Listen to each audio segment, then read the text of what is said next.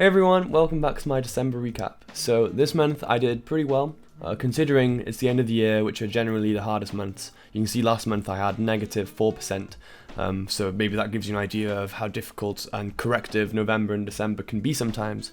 But this month I did end up making just above break even, which I'm really satisfied with. My lessons from November and learning about price action then have carried through to December, where I'm a bit more reserved with my trades and less gun-ho, not quite as aggressive, a bit more reserved, yeah. So I'll walk through my trades now. Let me know if you enjoy this video, leave a like if it's useful. If you want to learn more about the strategy I'm using, the link's in the description. And yeah, let me know if you guys would have taken any of these trades in the comments. I really enjoy engaging with you guys, so yeah, let me know what you think. So we'll start off here with AJ. So as you can see, not the best start. You'll be surprised because a lot of the trades I had this month were losers, and I made back a lot of that profit through 2 or 3 big wins. Well, they're not even that big, that's the impressive thing. So yeah, we'll start off here with AJ. So as you can see, I took a trade right here, and the way I saw this trade is I saw this as a V, a range, and then a continuation of the second leg. So you may have heard me and Joshua, if you're in Griff trading, talking about this pattern, which seems to occur quite often. By the way, I tend to see this as a bit more of like a head and shoulders, but yeah, they say a V, a range, and a continuation of the second leg. And that's how I saw this. So here's the V, here's the range, and this overall, this was quite ascending price action. If this gap hadn't occurred, it would have been quite a clean ascending channel, and that's why I waited, because normally I'd see this as a smaller ascending and I would have set an order right here after this candle, but because of the range that was occurring, I waited for a little bit more from price action, and I waited for this, which I got exactly what I waited for. So we got a small pullback and then a strong continuation with a very small wick. And I was tagged in by this wick here, which is, it's always perfect when you're tagged in by a wick like that. You can see a lot of people probably would have had their orders around the same spot as me, and price closed just below that point. So you can see it tried to push up, and all of our orders ended up pushing price back down, I suppose. But you can see price did in fact end up running at about 5%, is that? 5.3%. And I only ended up taking 0.63% profit, which sounds pretty silly, but there's only 2 things that you really need to worry about in trading, and that's the entry and the management. And the management, this strategy takes all the discretion out of it, so I don't need to decide, there's none of that guesswork involved where I need to think, okay, is now a good time to take out a profit? Because a lot of people, you know, they may see this wick and they'll be like, right, I'm going to close my trade now. But that adds so much discretion where it just makes your trading a lot more subjective. Whereas I want clear black and white, and that's exactly what this management does. So I am happy with 0.63%. It's better than loss, right? So yeah, all I ever need to worry about are my entries. So yes, that was a small win here. Over here now, I saw this as a reversal. So I saw this descending channel and this as a smaller descending channel within it. And as you can see, because we broke the low, but then we retraced and broke the high immediately. Not many people took this, and I think it's because we broke the low and the high with one candle. And I've put it in my plan now that if we break the low and the high with a single candle, then it's more likely to range. So I often want to expect a second candle here. Like I want to wait for a second candle, then I'd consider it a reversal. So in this case, there was this smaller descending within a larger descending, but because we broke the low and the high with one candle, I would like to stay out in future. And you can see we did continue going down. But yeah, you can see my thought process there, but that's a lesson which I've added to my trade plan, and that'll be there, you know, until the end of time. So that's great. Over here now, we did take this flag. So we had a very small wick, and then we didn't get the range, which I would have liked after that small wick. And a lot of people may have said that there was a shift in momentum as we broke the flag low here with these 2 candles, but I'd argue otherwise because the entry candle was so appealing. We did end with a bit of a wick here, you could even say double wicks, and then we had this really strong entry candle which came all the way back to the flag low, you could say. And that's what convinced me to enter this trade. If the entry candle was down here or something, I would not have been interested. But because we retraced a lot of this shift in momentum, I was happy to set an order. And you can see price formed a wick and continued down and then went up, which seems to happen a lot with me. But I don't want to be trading with, what kind of stop loss would I need there? A 30 pip stop loss, that is just ridiculous. I'm happy with that, and I'd take that again. I think I'd take that again, yeah. So we'll go on to AU now. I think I had 1 win and 1 loss on this pair. Do I even have them? I don't even have them visible. My bad. Okay, so here's the win. As you know, AU likes to trend correctively, which means it often trends like this. And that is exactly what I saw here. We broke the high and we aren't breaking lows. Break of the high, not breaking the low. Break of the high, not breaking the low. So I saw this clear uptrend. And as we broke the high here with this very strong candle, I decided to set an order just above the most recent high here. And you can see price came down with 3 small candles and I saw no shift in momentum. We had these big wicks, which again convinced me even further. Yeah, it looks like we're more likely to go up. And that's what ended up happening in the end. We came up, how far did we go? We went all the way about 5% up, and price retraced and then just broke the high, which allowed me to lock in profit underneath this inside bar. So I was able to take a 2.61% profit there, which if you think about it covers all of the losses we've had so far. So you can see how 1 win makes all the difference. Let's see what else we had on this pair. So a similar flag, I think this flag was around the same time as the one on AJ. So you can see, and it's a similar situation as well. We broke the flag low with a bit of a shift in momentum, but we retraced with similar momentum, which convinced me to enter. We also closed this candle here with a bit of a wick, which doesn't tell me that price wants to continue to the downside. A wick like that tells me that there's some resistance.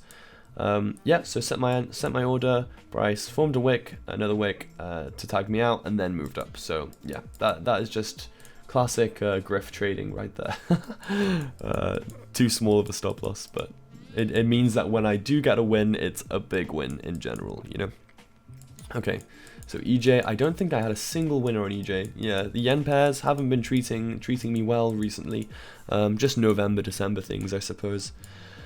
So you can see similar scenario where we had this candle suggests a shift in momentum because we had a very strong candle with a solid close, but we retraced with similar momentum. So I was happy to set an order there.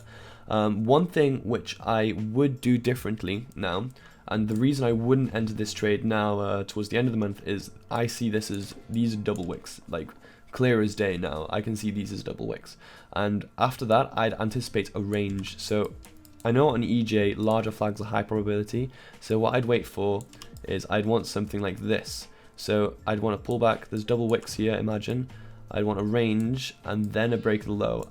And then I'd enter on this candle here after we see no shift in momentum. But yeah, I should have really been waiting for a range after those double wicks. So I wouldn't enter this trade now. I think it's just because one of the first trades of the month, I suppose. And I guess as well, I had a trade on EU and a trade on AU running in profit. So I may have been a bit overconfident, perhaps. But I can't remember how my psychology at the time. I've got it in my journal somewhere. So this trade here is actually invalid. I think it's the only invalid trade of the month. Well, this is kind of invalid now, but that's because my plan and my thinking's changed a little bit since the beginning of the month. So I see this as a little descending channel at the foot of this impulse because we just barely broke this low here. And I set my order after this solid close and we broke above this high with a lot of momentum. And this was at 2 AM. So I promise I set an alarm at 2:55 so I could check to ensure that there wasn't a large wick, but I just kept sleeping and I completely missed this because as soon as I would have seen this on the 3 o'clock candle, I would have taken my order off. But yeah, I mean these things happen, I suppose. That's just a cost of business. And we didn't quite break the high, but I would have been able to reduce my risk to break even, which would have been nice. But yeah, that's not a reversal I really want to be in. Break of the low, break of the high, like yeah, break of the low, wick, break of the high, wick is just more likely to range, which is exactly what happened for about 5 days afterwards. But yeah, wouldn't want to be in that trade again, absolutely not. Over here, so this is another trade which I suppose is kind of invalid. So this is another reversal. So what I'm looking for is, with a reversal, is break the high, retrace, break the high, retrace, break the high, retrace, and then I want to break the low with a lot of momentum and then tap me in and go. That's what I'm looking for. And what we actually got here technically is we got break the high, retrace, break the high, retrace. So here's the break of the high and the retrace, and then we broke the low and retraced. So it actually looked more like this, which isn't very convincing that we're gonna have a reversal, because we broke the low and then we saw no shift in momentum. We went straight back up, and then I took my order off of here, which I don't think that's really a valid reversal, but I guess I just saw the solid candle and I was in. But we did then get this large wick and a really aggressive retrace, and this large wick was conveniently after we broke this low and then break the high, retrace, and yeah, we just ended up getting a range basically. But yeah, that is not a valid reversal with what I've got in my trade plan now. Yeah, I wouldn't have taken that again. That's just, there's always one or two trades that I end up taking that I regret. Oh, I've got this one off as well, my bad. Right, let's see. Okay, so this was a trade that I'm quite proud of, really. I quite like this trade. So as you can see, what I mentioned before, we got a V, a range, and then a continuation in the second leg, and you can see that here, a V, a range, and then here we got this very nice strong candle.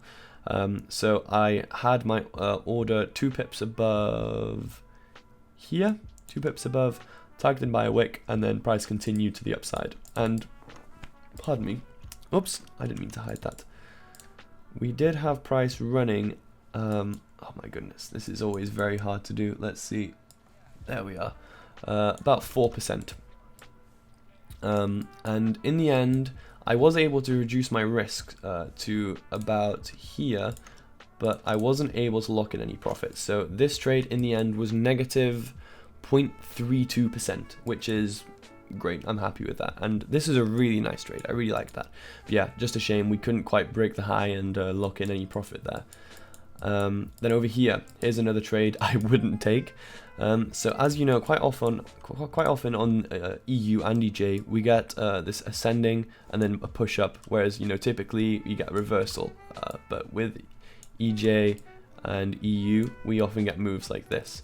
So when I saw this aggressive retrace after this impulse, I anticipated this kind of move, and we had that strong impulse, so I was looking for a continuation of this uptrend. And price did retrace quite aggressively. Again, double wicks, should have been waiting for a range. I've got this in my trade plan now.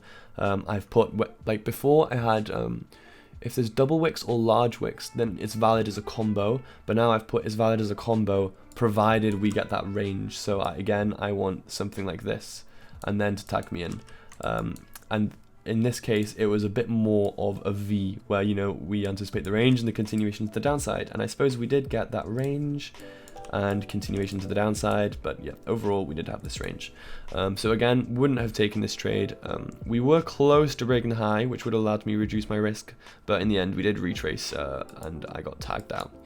But yeah, that's fine. Lesson learned, and these are things which I've put in my plan since, so it doesn't bother me. 1% in exchange for a valuable lesson, so I am happy with that. Okay, this is the trade that brought me back most of my losses for the month. So this is just a really clean continuation on GU. I think it's a perfect example of what you'd expect from a continuation on GU. Unlike the other pairs, on this pair specifically, I'm quite happy to take a trade if we break the high with a really small amount. So you can see we only actually broke the high with 4 pips here, which is a very little amount, especially on a really volatile pair like this. But I found in my back testing that little breaks above the high or the low, if you're shorting, work out really well on this pair. So you can see in general, especially after a smaller pullback. So you can see I had this clean uptrend, small pullback, push up, I am very happy to set my order there, and we did get a very nice continuation to the upside. So you can see I did in fact have my stops 2 pips below this inside bar, and you're probably wondering why I didn't get tagged out there, and it's because this big grey candle here was actually during spread hours, and during spread hours I moved my stops 30 pips away from the closing price. So price was up here, closing price was up here, and I moved my stops about 30 pips away. So I would have had my stops around here. So after spread hours, so on the 11 o'clock candle, I then moved my stops 2 pips below the new most recent low, which would have been this candle here. And as you can see in this case, it worked out nicely because price continued moving up, broke the high, reduced my risk. It came all the way up here, and we just barely broke the high, which allowed me to reduce my lock in some profit under this low, which was a win of 4.49%. So yeah, there you go. I think that's all the trades for this month, and I ended up at 0.46% with 11 trades. And Joshua, on the pairs that I traded, I think he's had, I can't remember how many trades he's taken, but I know it's something like negative 0.84 or negative 0.72, so I've actually come out better than Joshua for this month, and it's because he just ended up having more losses than I did in the end, but he did also miss that winner I had on AU at the beginning of the month, but yeah, as it's all added up, I've actually ended up doing better than Joshua this month, which I'm quite proud of. But you know, it's only 1 month, but it means a lot. I suppose it shows, it makes me feel like I've made good progress with my trading, you know. I think having had such a rough month in November, I had something like 14 losses in a row, which is ridiculous, and I still ended the month at only negative 4%, and trading with a more reserved style and a better understanding of price action has served me so well. I think trading in the live markets has actually taught me a lot more than from my backtesting somehow, because of the emotions on the line and things, and because you have an hour to think about every candle, you really do start to have some revelations, I suppose. But yeah, I'm really excited for January. I've got my FTMO challenge. I just need to activate it before the end of the month. That way, so I'll be activating it tomorrow, if not today. It's just so that I get the extra 10 trading days. They have a discount this month where it's 10% off and an extra 10 trading days if you activate it before the end of the month. So yeah, I'll be taking the FTMO again in January, so I'll let you know how that goes in a video I'll make in January. But yeah, I hope that video is useful for you guys. Please don't hesitate to ask me any questions in the comments. Don't hesitate to reach out on like Instagram or Discord or anything. But yeah, thank you so much for the support on the channel. This year has really been great, and you guys have contributed a big part to that. So I really appreciate every single one of you that watch these videos. Yeah, Merry Christmas, Happy New Year. Thanks for watching.